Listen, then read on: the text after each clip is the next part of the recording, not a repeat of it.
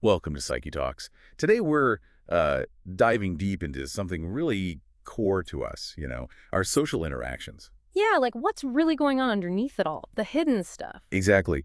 Those unseen forces, the patterns. We're using Eric Berne's work as our guide, right? Primarily his book, Games People Play. That's the one. And it's really not just dry academic theory. Berne gives us this surprisingly practical way to look at the structures, the Mhm. predictable structures, often hiding in our conversations, our relationships. Even just brief encounters? Yeah, even those.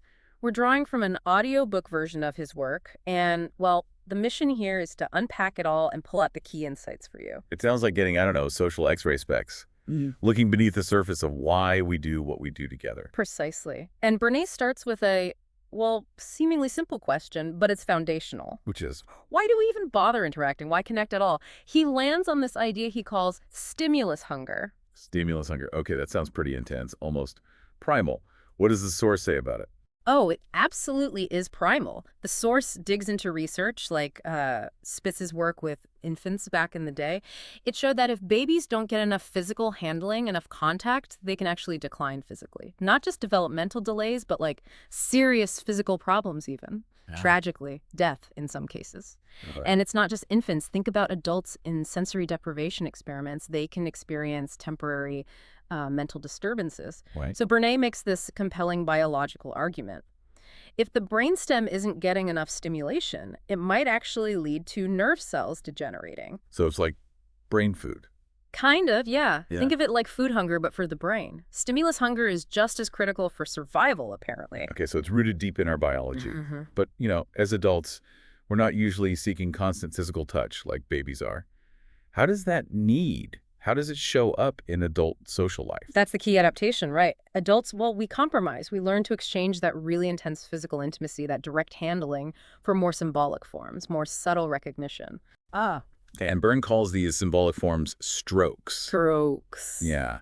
A stroke is basically the fundamental unit of social interaction. So not necessarily physical. Not always, no. Yeah. It originates from that idea, the physical stroking of an infant. But in adult life, it's any act that acknowledges another person.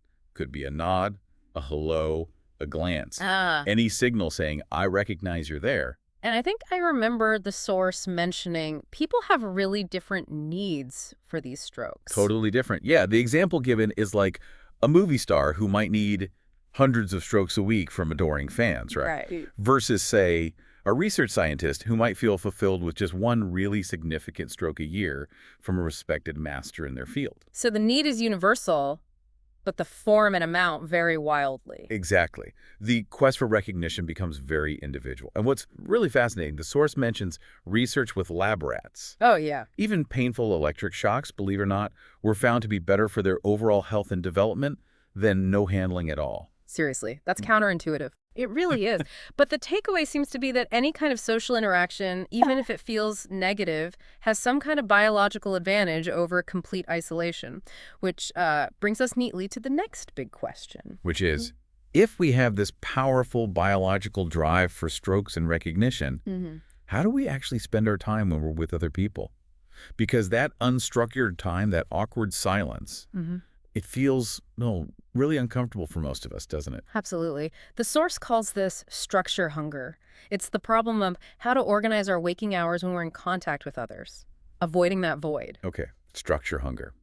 And Bernal lays out, 5 main ways we do this?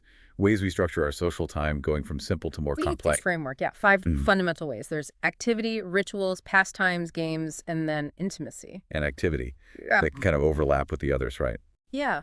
Activity often provides the backdrop. Let's quickly break them down based on the source's descriptions. Activity is probably the most straightforward. It's basically work. Tasks focused on dealing with the external world, building a boat, writing code, doing surgery. Oh, goal-oriented stuff. Exactly. Primarily about processing data about reality. But importantly, it provides a context, a matrix, as Berne calls it, where social interactions, strokes, rituals, games can happen. Got it. Okay, what's next? Rituals. Rituals, yep. These are those highly predictable, stereotyped sequences of interactions, often programmed by our parents or culture very early on. Like saying hello? Precisely. Greetings are a perfect example. The source has that great breakdown of a typical American greeting ritual. It identifies, like, 8 distinct strokes. 8 strokes, like. Hi, stroke 1. Hi, stroke 2. Warm enough for lay. Stroke 3. Sure is. Looks like rain, though. Stroke 4. Well, take care. Stroke 5. Thanks, you too. Stroke 6. I got stroke 7. Okay. Stroke 8. Something like that. A predictable exchange. Huh? That's incredibly specific, but, it feels instantly recognizable. And the idea that messing it up causes issues, like the Mr. T example, feeling slighted by only one stroke after being away, or Mr. F being confused by too many strokes, it really shows how functional they are. Totally. They provide safe, predictable strokes and structure those very short, common interactions. They're like little social scripts. Okay, so from rituals, we move to Pastimes. These are a step up in complexity, maybe. They're semi-ritualistic conversations, usually centered around a specific topic. Think party chit-chat. like talking about cars or work or... Exactly. The source calls them things like General Motors, comparing cars, kitchen, talking recipes or home life, wardrobe, discussing clothes, ever been, sharing travel stories. Right, so still fairly structured, but more open than a ritual. Yeah, the primary object is structuring a longer period of time than a ritual, and also social selection. Well, social selection. How so? Well, pastimes let people kind of size each other up. You test the waters, see who you click with, who might be suitable for, well, potentially more involved relationships, maybe even games. Ah, okay, so it's like a vetting process disguised as casual conversation. In a way, yes. And they also help confirm your social role and stabilize your sense of self in relation to others, what Berne refers to as gaining an existential advantage. Interesting. Okay, so activity, rituals, pastimes. Then it gets more complicated with games and intimacy. Right. Games are central to Berne's work, and intimacy is the rarest and, in some ways, the goal. But to really get games, the source says we need some analytical tools first. It introduces ego states and transactions. Can you unpack those for us? Why are they so crucial? Oh, absolutely essential. You can't really grasp games without them. So Berne suggests that at any given moment, each of us is operating from one of 3 distinct ego states. Parent, adult, and child. Exactly. And these aren't just abstract ideas or roles we play. Berne insists they are psychological realities. They're observable states of mind and being, each with its own characteristic set of behaviors, postures, gestures, vocabulary, even feelings. And the source uses those memorable phrases, right? Like pointing and saying, that is your parent, that is your adult, that is your child. Yeah, it makes it very immediate. Like you can actually see these states in action. Okay, so what defines each one? The parent. The parent ego state contains the attitudes, behaviors, and feelings we incorporated from our external authority figures, primarily our actual parents. It's like we have recordings of them playing in our heads. It can be nurturing, or it can be critical and controlling. So it's our internalized shoulds and oughts. Largely, yes. Then there's the adult ego state. This is our rational part. It's focused on objective reality, processing data, estimating probabilities, making logical decisions. It's unemotional, like a computer. Berne says everyone capable of functioning in the world has a functioning adult. The data processor. Yeah. And the child. The child ego state holds all the impulses, feelings, and experiences from our own childhood. It's the source of joy, creativity, intuition, spontaneity, but also fear, rebellion, and maybe programmed ways of feeling based on early experiences. It's the little boy or little girl still inside us. And it's really important to distinguish the ego state parent from an actual parent and the child ego state from an actual child. Absolutely crucial. The source emphasizes that. And also the difference between being childlike, meaning accessing the positive, spontaneous parts of the child state, versus being childish, which usually implies acting out negatively from the child state in an inappropriate context. And each state has value, doesn't it? Immense value. The child brings creativity and fun.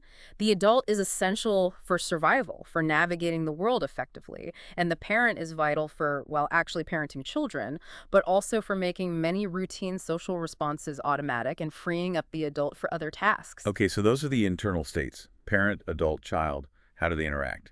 That's where transactions come in. Exactly.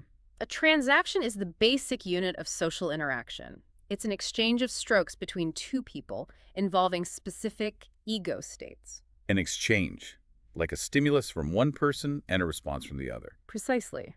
Transactional analysis looks at which ego state directs the stimulus and which ego state responds. Berne identifies a few key types. The simplest is the complementary transaction. Complementary, meaning smooth. Yeah, the response comes from the ego state the stimulus was addressed to, and it's directed back to the ego state that sent the stimulus. The communication vectors are parallel. adult to adult, parent to child, child to parent, etc. Like the example, where are my cufflinks? Adult. And the reply, on the desk. Adult. Perfect example. Communication can proceed smoothly, potentially indefinitely, as long as the transactions remain complementary. Okay, but then things get stuck. Communication breaks down. That's a crossed transaction. That's it. The vectors cross. The response comes from a different ego state than the one addressed, or is directed to a different ego state than the one that initiated. Communication stops. The source gives that classic example, type 1, right? Yeah. An adult stimulus gets a child-to-parent response. Yes. Someone makes a reasonable adult observation like, maybe we should figure out why you've been drinking more lately. And the response snaps back from the other person's child state, directed at what they perceive as a critical parent. You're always criticizing me, just like my mother. Oof. Yeah. Conversation over. Pretty much. Until someone shifts ego states. Or the type 2 cross-transaction. Adult stimulus met with a parent-to-child response. Like the cufflinks example again. Do you know where my cufflinks are? Adult stimulus met with a blaming parent retort. Why don't you keep track of your own things, honestly? Parent addressing a perceived irresponsible child. Right. These cross-transactions definitely break the flow. You have to sort of realign. Exactly. And this brings us to the type of transaction that's absolutely key for understanding games. The ulterior transaction. Ulterior. So something hidden is going on. Precisely. Ulterior transactions always involve more than two ego states operating at the same time.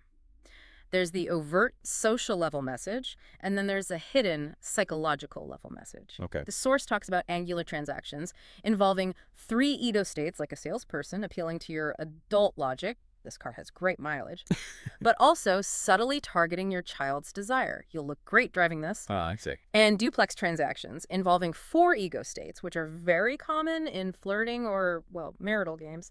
It's this hidden psychological level of the ulterior transaction that really drives games. Okay, wow. So we have the need, stimulus, and recognition hunger. The ways we fill time, activity, rituals, pastimes, games, intimacy, and the tools to analyze interactions, ego states, and transactions, especially those tricky ulterior ones. Now let's really dive into games. How does Berne formally define them? What makes a game different from just a pastime or a ritual? Okay, the definition is quite specific. A game is described as an ongoing series of complementary ulterior transactions that progress towards a well-defined, predictable outcome. An ulterior transaction series. Yes, that's key. And it usually involves some kind of snare or gimmick. It's repetitive, it looks plausible on the surface, the social level, but it's really driven by a hidden motivation, the psychological level. Berne also colloquially called it a series of moves with a trick or con involved. So it looks like normal interaction, maybe a pastime or even an activity, but underneath there's this hidden agenda, a different kind of stroke exchange happening. That's exactly it. And the big difference from rituals or pastimes is that games are fundamentally dishonest in a way. Rituals and pastimes, Berne says, are candid. Games always involve that ulterior quality and, crucially, they lead to a specific, often dramatic payoff. A payoff, not just structuring time, but getting something specific out of it. Right. Instead of just a pleasant interaction or completing a task, the game culminates in this payoff, which usually involves a moment of shared feeling, often confusion, frustration, anger, or maybe a feeling of vindication for the players. But if they're dishonest and often lead to these negative feeling payoffs, why on earth do we play them? The source seems to suggest they're almost necessary.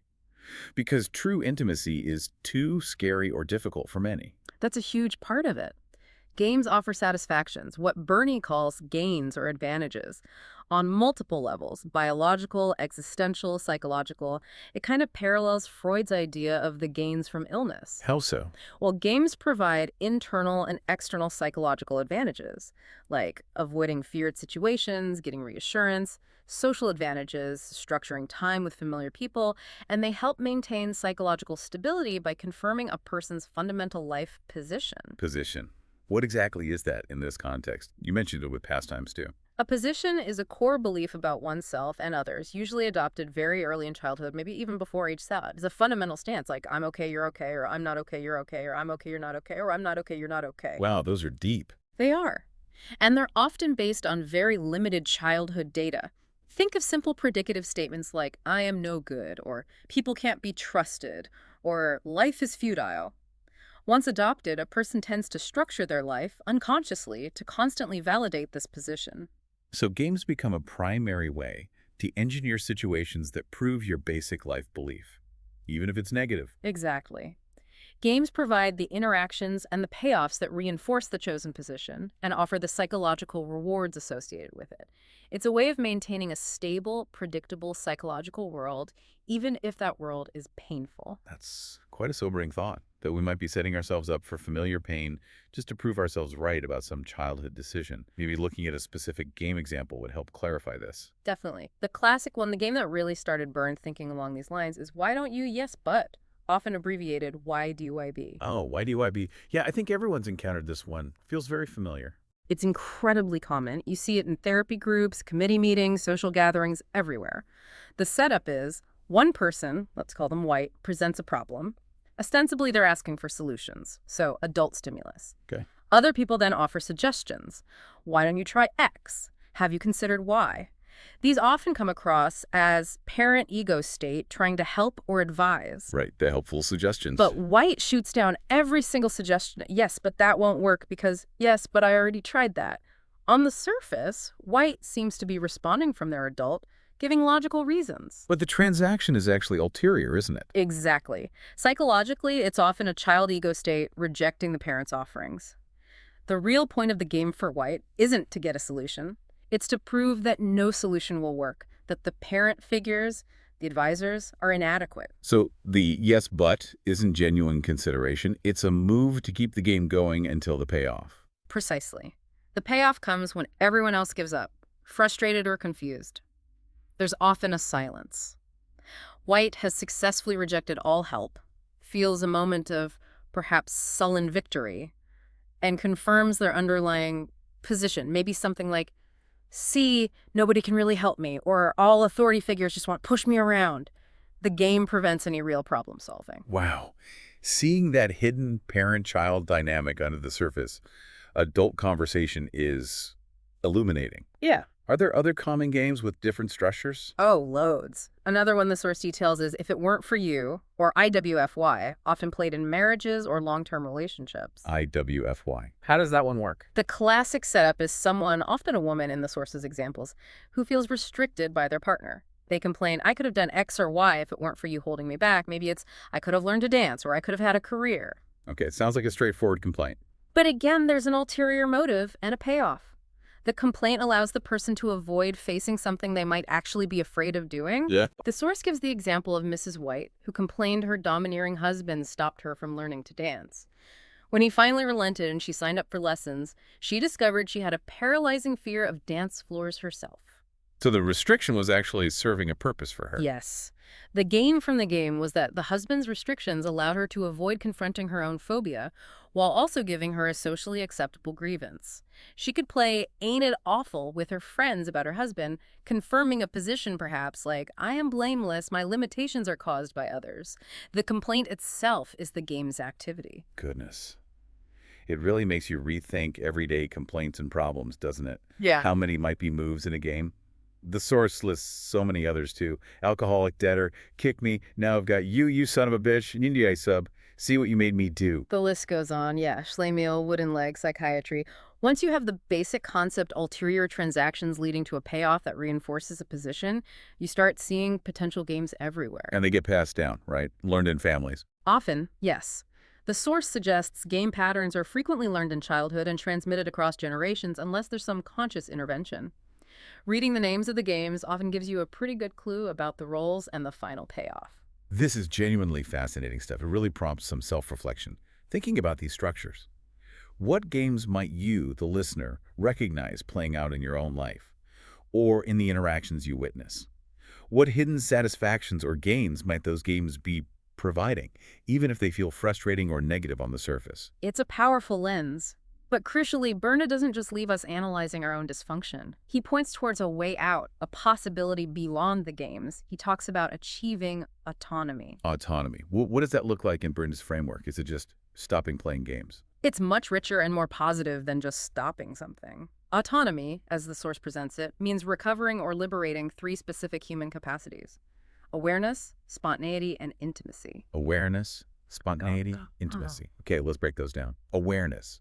Awareness is about perception. It's the ability to see, hear, feel, taste, and smell the world directly in the present moment as it is, without filtering it through the learned concepts, labels, and prejudices from our parent ego state. Like seeing the bird, not just the label sparrow. Exactly like that beautiful example in the source, or the driving examples. Ew. Being aware isn't about being the jerk focused only on arrival time, or the sulk collecting injustices, or even just the natural driver focused on technique. It's being present with the experience itself, the road, the sky, the feeling of driving. It's living in the here and now. Okay, being present. What about spontaneity? Spontaneity is about freedom of expression. It's the liberty to choose which ego state to respond from parent, adult, or child based on the current reality, rather than being compelled to react in a programmed, game-playing way. It means having options for feeling and behaving, not being locked into old patterns. So choosing your response consciously rather than automatically running a script. Precisely. And finally, intimacy. The big one. The opposite of games. In many ways, yes. Intimacy is described as the spontaneous, game-free, candid relationship between away people. It's about authentic connection, sharing genuine feelings and experiences without ulterior motives or exploitation. The source links it to the liberation of the natural child, open, perceptive, direct. And because it comes from that natural place, it tends to be fulfilling unless games interfere. So the ultimate goal isn't just analyzing or stopping games, but cultivating this state of awareness, spontaneity, and true game-free intimacy. How does Berne suggest we move towards that? He suggests it involves becoming aware of our own programming, the scripts and games learned from parents, society, culture, and choosing to move beyond them. It's like getting a friendly divorce, as he puts it, from those influences that compel us to play games. Sounds like ongoing work. It absolutely is. It's a constant process, a sort of battle against falling back into the easy, familiar patterns and the predictable, if often hollow, rewards that games provide. But the source emphasizes that because we were born autonomous and our adaptations, our positions, our games were ultimately based on decisions we made, those decisions are reversible. Liberation is possible. Wow. So this whole deep dive into Berne's work, it really does peel back the layers, doesn't it? It shows these hidden structures everywhere, from our basic biological need for a stroke, through the predictable dances of rituals and pastimes, right into the complex, sometimes painful payoffs of our unconscious games. It does. It gives you a map of the territory. But it doesn't just leave us there. Yeah. It also points towards that potential for something more authentic, for awareness, for spontaneity, for real intimacy. Exactly. And the challenge Berne really lays down for us, for you listening, is one of self-awareness. Can you start to recognize these patterns, these games, in your own life and interactions? Are you just playing out a role, seeking a familiar payoff? Or are you capable of stepping outside the game? It really leaves you with a provocative question. What might happen if, in your next interaction where you normally play a certain move, you chose instead to respond with genuine awareness and spontaneity? What might change? Something to definitely think about. Thank you for your support and for listening.